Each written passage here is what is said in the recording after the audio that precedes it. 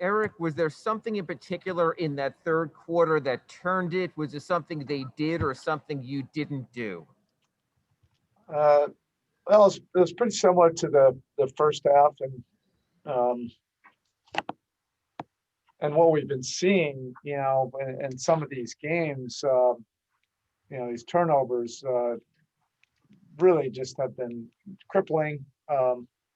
There's things we can definitely do better, defensively, but it's tough to really get a read on how the game's going. When you're gifting the other team, some easy baskets. But look, this league, is tough. We're in that classic moment right now where you're not as bad as you think you are. You're never as good as you think you are as well when you're playing well. We just have to, continue to work and find solutions to get better.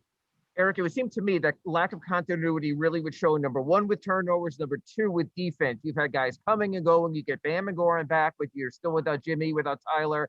How much more difficult does that make the process, what you're going through with the coming and the going? That's, we're not looking at that to be an excuse. We're well versed enough. Certainly there were some moments defensively where, we weren't on the same wavelength. That's going to happen. There were some second chance opportunities in the second half. There were definitely some breakdowns, but just overall we can play better and certainly be a lot more efficient offensively. Thank you. Next we have Anthony Chang.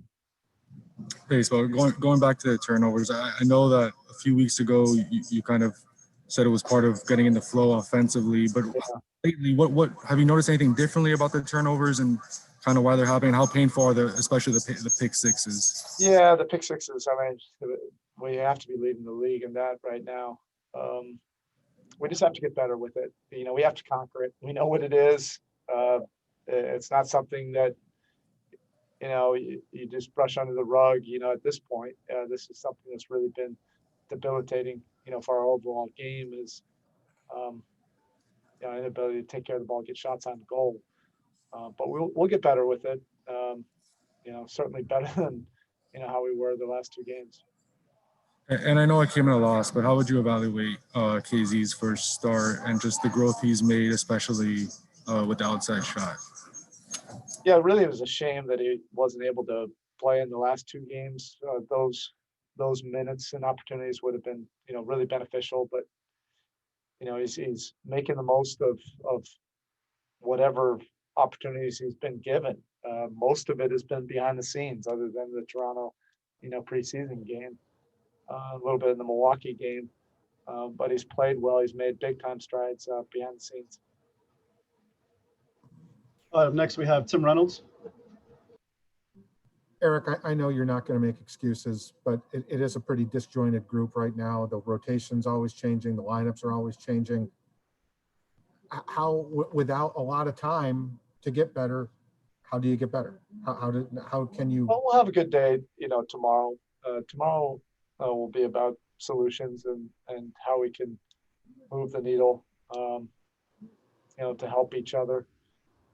I can, help the group a little bit more than I have. When there are moving parts, we can simplify and just get guys, feeling as comfortable as possible. These are the circumstances, and it's not just for us. There are a lot of teams going through it. This is the fourth one, Eric, that's really gotten away from you guys to where it's 20-something. How concerning is that early?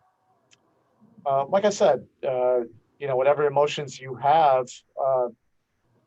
the next day you just have to be absolutely truthful and then solutions based. You're never as good or as bad as you think you are. We just have to get to work and find some solutions for our group tomorrow. Thank you. All right, Coach, that's it. Thank you. Okay, thank you.